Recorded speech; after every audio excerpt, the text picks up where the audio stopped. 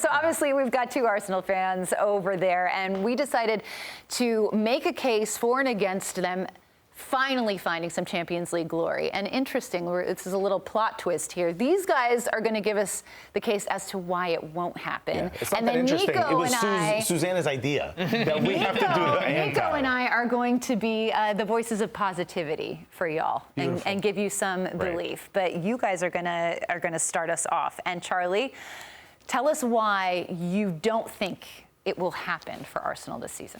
So the first reason... Why are you so serious? This is supposed to be fun, Chuck. No, he's doing it like a trial. You're already a pessimist. Come on, bro. The first reason I'll give is the lack of quality depth. And not just depth, quality depth. We're talking about you're competing with Manchester City in the Premier League. Now you're talking about competing with Real Madrid, Barcelona, Manchester City, Inter, Bayern Munich in the Champions League. Havertz, as good as he is, you need a clinical goal scorer if he's not hitting the back of the net. And he hasn't hit the back of the net in European competition. And that goes back to Chelsea. The only goal he scored for Chelsea in the Champions League winning campaign was in the final. One goal. It's a big game. That's a big game it's a player. big one. Big game player. You're supposed to talk about why they're not going to win. So what I'm telling you is the depth.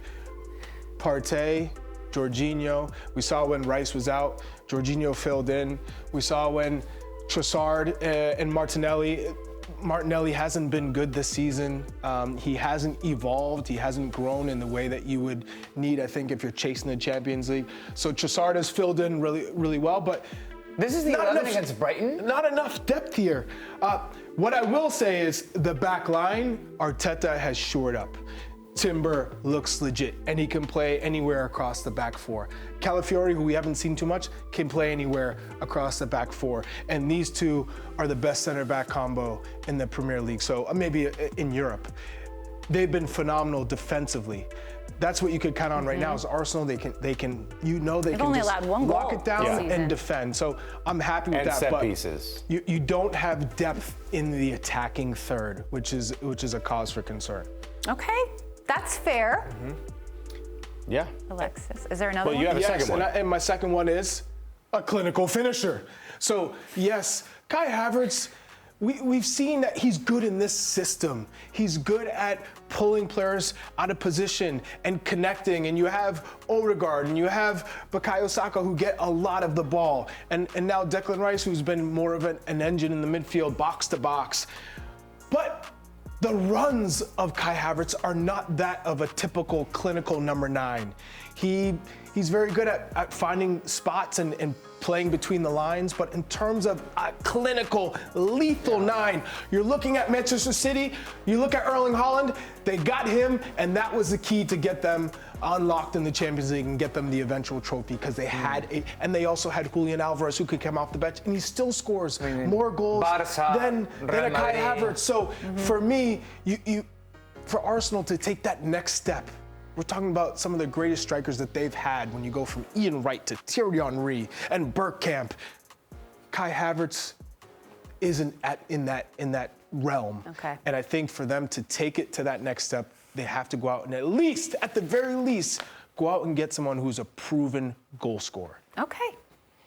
Well, that really lowered my confidence. Strong argument. All right, Alexis. I'm going to take a little bit of a different approach because I kind of like Kai Havertz. He had 14 goals and 7 assists in the previous season. I think he'll be just fine.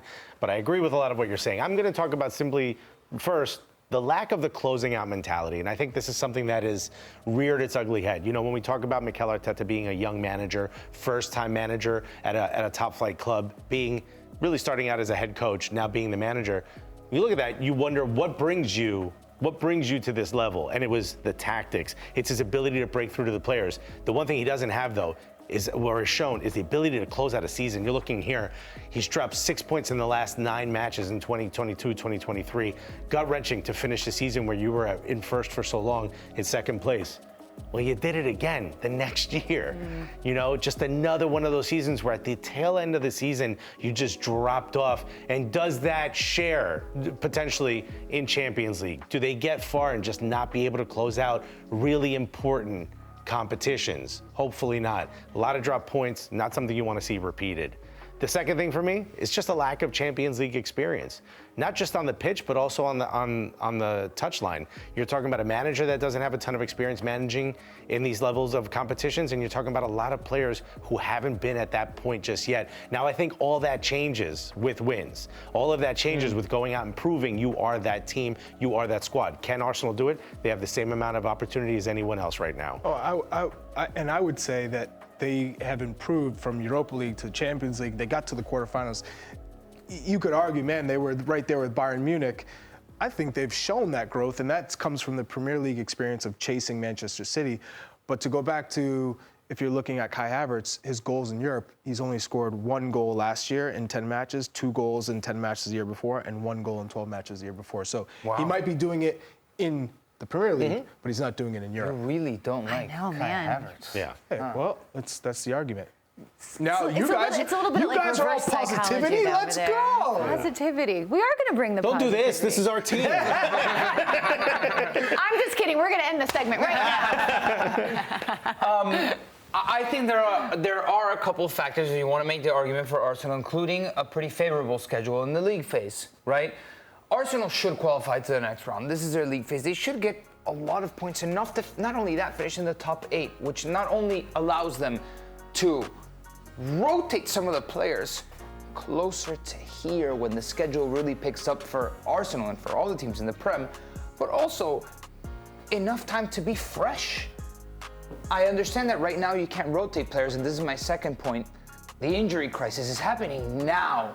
But once Mikel Merino is healthy, once Odegaard is healthy again towards the end of the league phase and in the knockouts, you'll have a better Arsenal who tends under Mikel Arteta to get better as the season goes on. And there's been a lot of growing pains, and those growing pains hurt.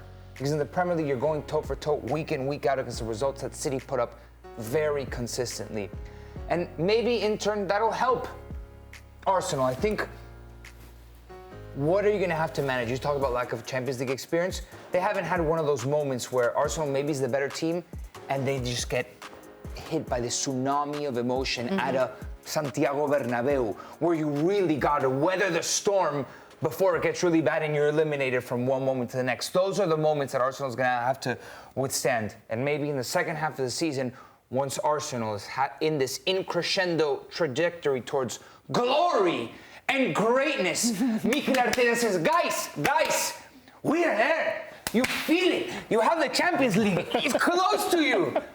And you inspire them to win something that we can achieve, something that we have never achieved before.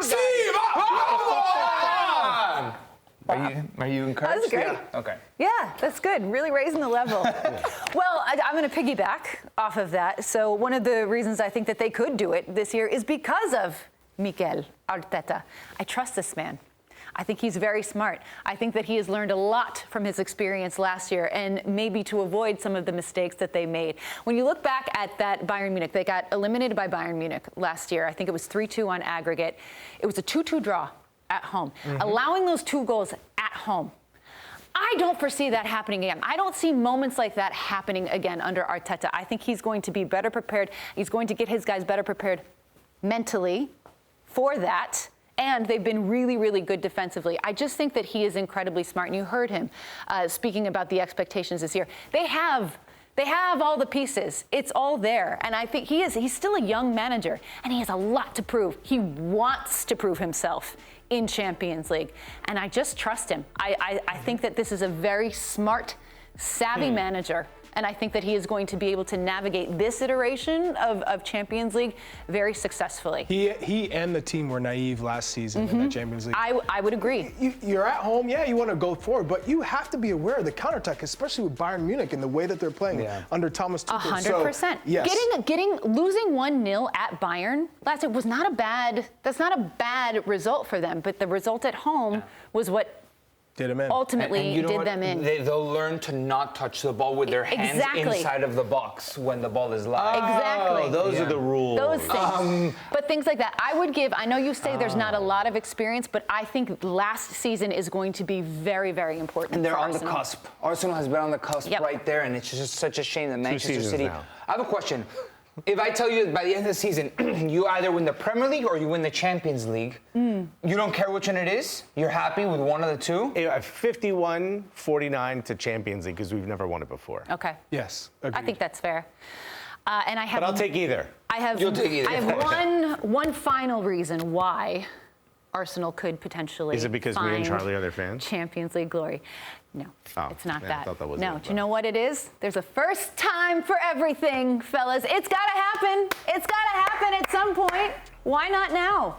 Why not I like now? your energy. Why not now? I like your vibes. Believe, as Ted Lasso Believe. said. First time for everything. Atalanta taking on Arsenal today at 3 p.m. Eastern on Paramount Plus. Again, our coverage starts at 2 p.m. Eastern. We are going to take a break, but more to come on Morning Footy on the other side.